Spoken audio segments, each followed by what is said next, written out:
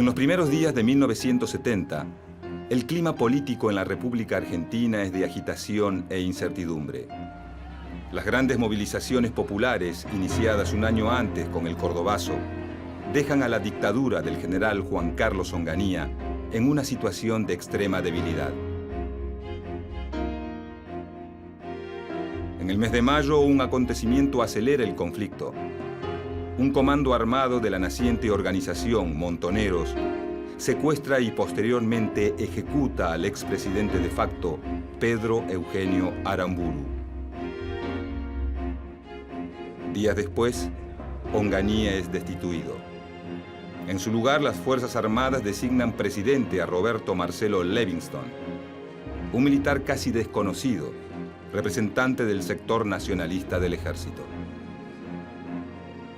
Detrás del nombramiento de Levingston está el general Alejandro Agustín Lanusse, verdadero hombre fuerte del gobierno militar.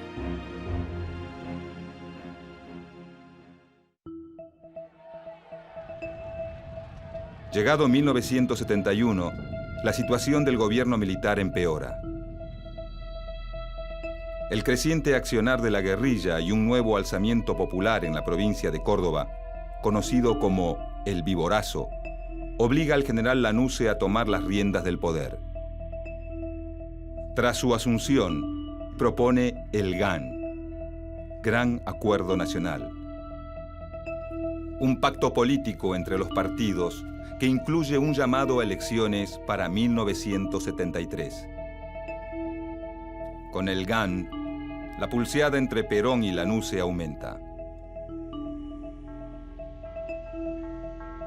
Lanusse, que quiere evitar a toda costa el regreso de Perón al poder, busca instalarse a sí mismo como el gran candidato no peronista a la presidencia.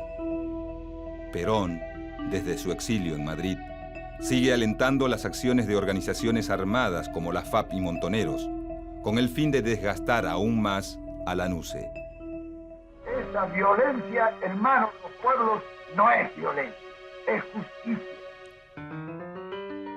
A fines de 1971, Perón nombra como su delegado personal a Héctor Cámpora, un hombre conocido por su absoluta lealtad al exmandatario. También crea el Frente Cívico de Liberación Nacional, Fresilina, denominación con la que el peronismo, en alianza con otros partidos, planea presentarse a elecciones. Para los primeros meses de 1972, la estrategia del GAN no prospera. Lanusse, convencido de que no logrará nada de Perón, crea una cláusula que le impide presentarse como candidato a la presidencia. A pesar de esta maniobra, el 17 de noviembre de 1972, tras 17 años de ausencia, Perón regresa de España y vuelve a pisar suelo argentino.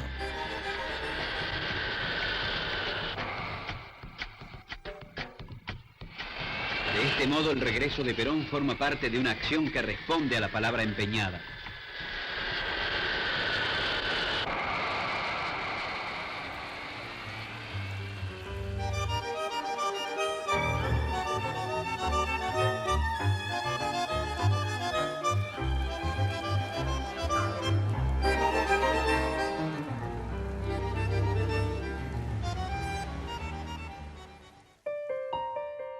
Durante el breve lapso de tiempo que permanece en el país, Perón no se encuentra con Lanusse. En cambio, sella un acuerdo de convivencia con su histórico adversario, el líder radical Ricardo Balbín. Además, designa a Héctor Cámpora como candidato a presidente por el Frente Justicialista de Liberación, Frejuli, coalición electoral que reemplaza al Fresilina.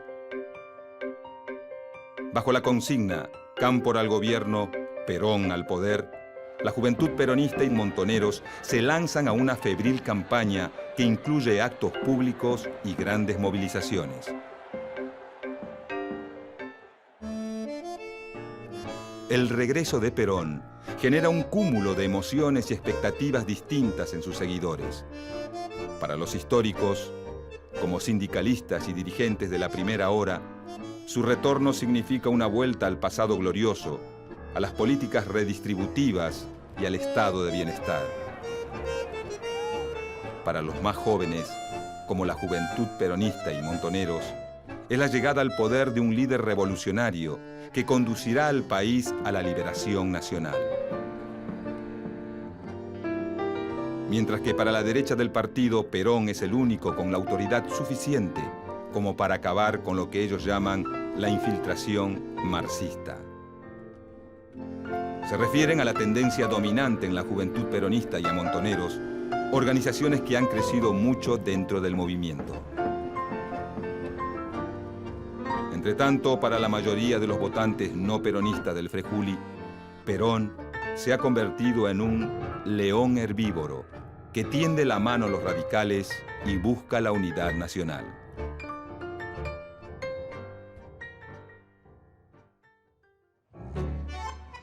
El 11 de marzo de 1973, el país concurre masivamente a las urnas. Al finalizar el escrutinio, la fórmula Héctor Cámpora, Vicente Solano Lima, se impone con más del 49% de los votos. Ante la contundencia de la victoria y pese a no llegar al 50% que marca la ley, los militares aceptan el triunfo del peronismo. En consecuencia, el 25 de mayo de 1973, Héctor Cámpora, el tío, como lo llaman sus seguidores, asume como presidente. En las calles, miles de jóvenes festejan la llegada al gobierno de un proyecto nacional y popular que dice oponerse de manera tajante al imperialismo. Durante la presidencia de Cámpora, la izquierda del peronismo ocupa puestos importantes en el gobierno. Sus candidatos ganan las gobernaciones de provincias consideradas clave, como Buenos Aires, Córdoba y Mendoza, así como varias bancas en la Cámara de Diputados. La Juventud Peronista obtiene el control de todas las universidades nacionales y logra ubicar a dos de los suyos en el gabinete. Esteban Rigui como ministro del Interior y Juan Puig en las Relaciones Exteriores. Por expreso pedido de Perón, la cartera económica queda a cargo de José Berg Helbart, un empresario de ideas nacionalistas que busca dinamizar la economía argentina mediante el impulso a la exportación de bienes industriales, pero sin descuidar las exportaciones agrícolas. Siguiendo directivas de Perón, la CGT y los sectores empresarios nacionales firman el Pacto Social, un acuerdo para mantener el crecimiento económico sin caer en la inflación. En poco tiempo, el plan económico de Helbart comienza a generar resquemores entre muchos terratenientes que ven al gobierno de Cámpora como un rotundo giro a la izquierda. Esta visión es compartida por la derecha del peronismo. Por el contrario, los sectores más combativos, que pensaban que con Perón se iniciaba la patria socialista, encuentran al nuevo gobierno demasiado moderado. El conflicto dentro del peronismo no tardará en explotar.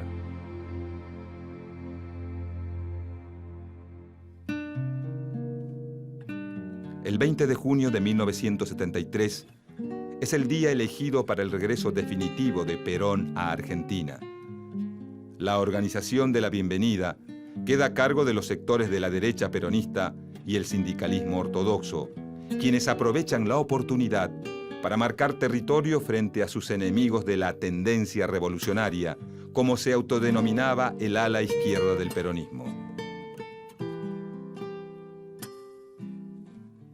El día fijado para el retorno, mientras Perón sobrevuela el Atlántico, en el aeropuerto de Ezeiza más de 1000 custodios provenientes de los servicios de inteligencia, las distintas agrupaciones gremiales y la juventud sindical toman posiciones en el palco de honor.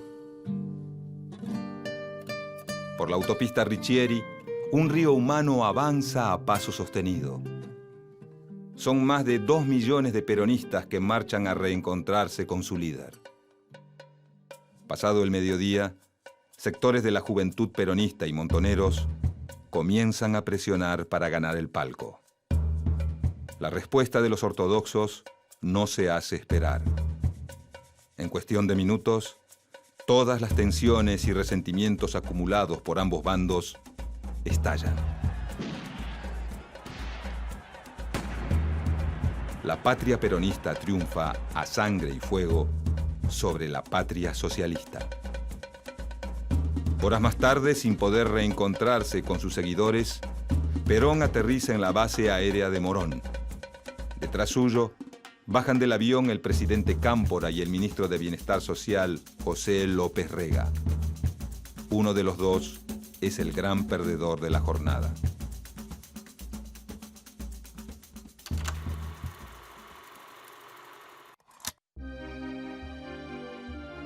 A 24 horas de la masacre de Ezeiza, el enfrentamiento entre el peronismo revolucionario y el sector ortodoxo ya no tiene vuelta atrás. 3 semanas más tarde, tras 49 días en el ejercicio de la presidencia, Héctor Cámpora renuncia. El poder ejecutivo queda en manos de Raúl Lastiri, presidente de la Cámara de Diputados y yerno del ministro López Rega. Lastiri llama a elecciones nacionales. A esta altura, nadie duda que el próximo presidente será Juan Domingo Perón. El viejo líder, tratando de aplacar las disputas dentro del movimiento, nombra como compañera de fórmula a su esposa, María Estela Martínez Cartas, más conocida como Isabelita. Finalmente, el 23 de septiembre de 1973, la fórmula Perón-Perón triunfa en las elecciones con el 62% de los votos.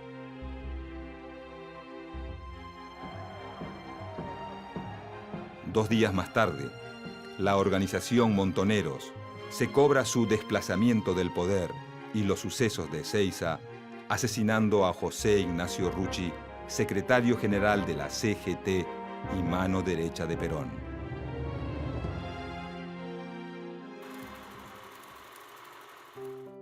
El 12 de octubre de 1973, Juan Domingo Perón se coloca por tercera vez la banda presidencial. Los sectores ortodoxos del movimiento aprovechan la victoria para encaramarse aún más en el poder y desplazar definitivamente a la izquierda del partido. López Rega acapara el gabinete de ministros, designando en puestos importantes a varios de sus colaboradores. Desde el Congreso, los legisladores ortodoxos impulsan una nueva ley sindical que deja fuera del juego a los gremios clasistas. Al mismo tiempo se modifica el Código Penal, autorizando a reprimir las huelgas de los sindicatos opositores y las actividades de los grupos considerados subversivos. Como efecto de estas reformas, gobernadores, intendentes y legisladores cercanos a la juventud peronista y montoneros renuncian masivamente y muchos otros son obligados a hacerlo. Muy bien, señores. El que esté con esos intereses se saca la camiseta peronista y se va. Nosotros, por perder un voto, no vamos a ponernos tristes.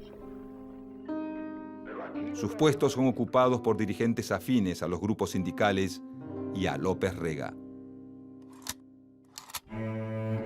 Al comenzar 1974, el diálogo de Perón con la juventud es inexistente. La juventud peronista y montoneros atribuyen el silencio del viejo líder a un cerco tendido por Isabel y López Rega que impediría al presidente ver la realidad. Para esta época, el ministro López Rega crea la Alianza Anticomunista Argentina, AAA, órgano de represión ilegal dedicado a la persecución, el secuestro y la eliminación de la militancia de izquierda, tanto la peronista como la que no lo es. Su principal base de operaciones funciona en el mismo edificio del Ministerio de Bienestar Social, cuyos sótanos son acondicionados como arsenal de armas y sala de torturas. En su raid represivo, las bandas armadas de la AAA se cobran más de 400 vidas entre las que se encuentran las del padre Carlos Mujica, popular sacerdote tercermundista vinculado a la Juventud Peronista. Rodolfo Ortega Peña, abogado y diputado por la izquierda peronista. Y Silvio Frondizi, intelectual marxista y hermano del expresidente argentino.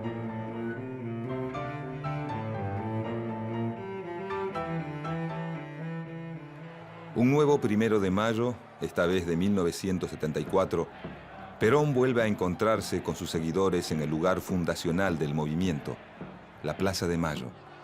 La juventud peronista y Montoneros esperan con gran expectativa las palabras de su líder.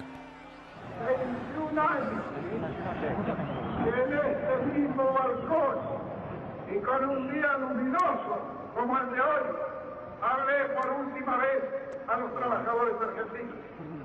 Fue entonces cuando les recomendé que ajustasen sus organizaciones porque venían días difíciles. No me equivoqué, ni en la apreciación de los días que venían, ni en la calidad de la organización sindical, que a través de 20 años, pese a estos estúpidos que gritan... El insulto de Perón tiene un efecto sorpresivo sobre sus destinatarios, quienes no paran de entonar provocativas estrofas en contra de sus adversarios. Lentamente, el clima de la plaza se va caldeando. Las organizaciones sindicales se han mantenido inconmovibles y hoy resulta que algunos imberbes pretenden tener más mérito que los durante 20 años. Inmensas columnas de la juventud peronista y Montoneros comienzan a abandonar el acto.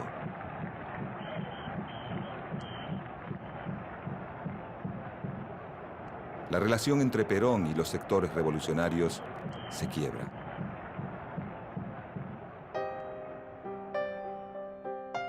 La ruptura de Perón con la juventud se da en un contexto de crisis económica. Si bien el pacto social había conseguido frenar la inflación, una nueva crisis mundial pone a la economía argentina al borde del abismo. Pero la crisis económica no es la peor noticia de 1974.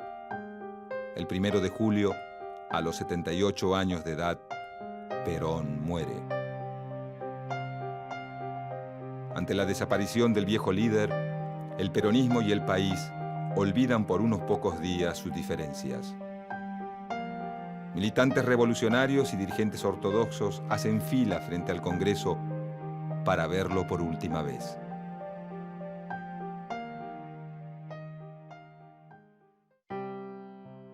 Con la muerte de Perón, el gobierno queda en manos de su esposa y el poder en las de López Rega. En este contexto, la organización Montoneros, principal blanco de la persecución de la AAA, decide pasar a la clandestinidad. El pase a la clandestinidad coincide con el inicio de una febril ofensiva armada. En pocos meses, la organización asesina al exministro del Interior de la NUCE, Arturo Mor Roig.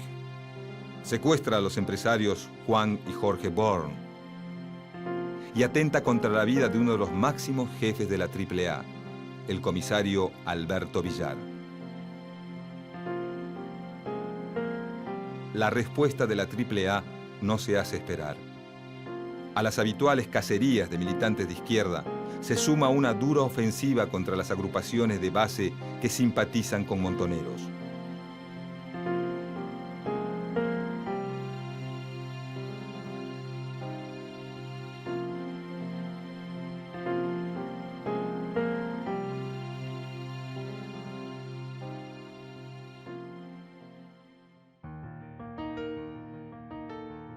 Con la llegada de 1975, la ambición de poder de José López Rega no conoce ningún límite, y su influencia sobre Isabel Perón es absoluta. El brujo, como lo llaman sus detractores, y también sus seguidores por sus permanentes referencias a las ciencias ocultas, comienza a usar el aparato represivo de la AAA para intimidar a algunos dirigentes de la CGT, con el fin de adueñarse de los cuantiosos fondos de sus obras sociales. Los turbios intereses del ministro pronto deterioran la relación entre el gobierno y la CGT. La relación se termina por romper cuando los líderes de la Central Obrera no son invitados al acto de repatriación de los restos de Eva Perón. Sin el apoyo de la CGT, el gobierno de Isabel Perón tiene muy pocas chances de sobrevivir. Como maniobra de salvataje, la presidenta busca el auxilio de las Fuerzas Armadas y del sector empresario.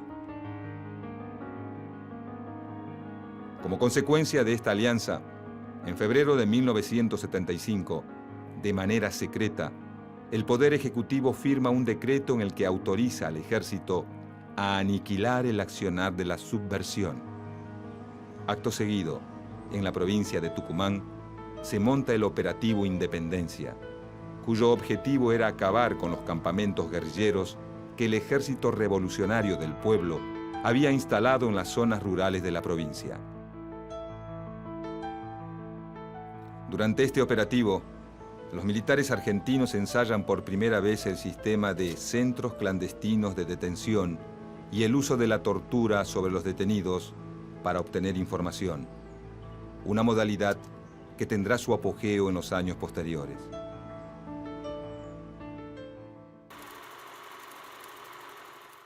Para mediados de 1975, al sombrío panorama político se suma la debacle económica. En los primeros días de junio asume la cartera de Economía Celestino Rodrigo, un ingeniero industrial con fuertes vínculos con López Rega. A 48 horas de su asunción, el nuevo ministro lanza un feroz plan de ajuste que incluye una fuerte devaluación de la moneda y un brutal aumento en el precio de los combustibles y las tarifas. Este plan, bautizado popularmente como el Rodrigazo, provoca un cataclismo económico que empuja al gobierno de Isabel Perón a un callejón sin salida. En medio del caos que producen las huelgas y manifestaciones en contra del plan económico, López Rega huye del país. Con la inflación desbocada y la violencia de las organizaciones armadas revolucionarias sumida en una espiral creciente, Isabel Perón, alegando problemas de salud, decide tomarse unos días de licencia y deja el Poder Ejecutivo en manos del presidente del Senado, el doctor Ítalo Luder. Durante su breve mandato, la modalidad represiva del Operativo Independencia se amplía a todo el país y se busca un consenso entre peronistas y radicales para desplazar del poder a la presidenta, pero no logran ponerse de acuerdo en la forma de hacerlo.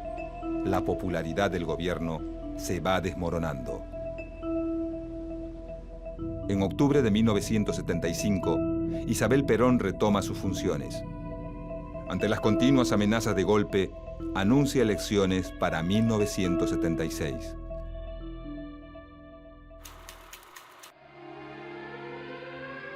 Las vísperas de 1976 presagian un año oscuro. En los últimos días de 1975, la Fuerza Aérea intenta un golpe de Estado, que al no contar con el apoyo del Ejército y la Marina, es rápidamente sofocado. Pocos días después, en la localidad de Monte Chingolo, un escuadrón del ERP intenta copar el batallón del Ejército Domingo Viejo Bueno. Esta operación, sin duda el golpe más ambicioso de la guerrilla argentina, culmina en una brutal matanza que diezma las filas de la organización guerrillera.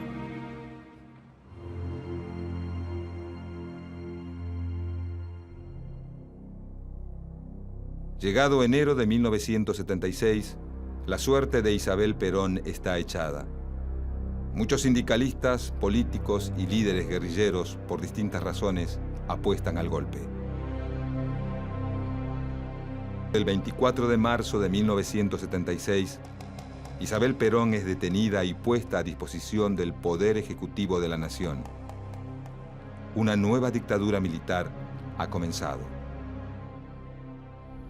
Comunicado número 1 de la Junta Militar. Se comunica a la población que a partir de la fecha el país se encuentra bajo el control operacional de la Junta Militar.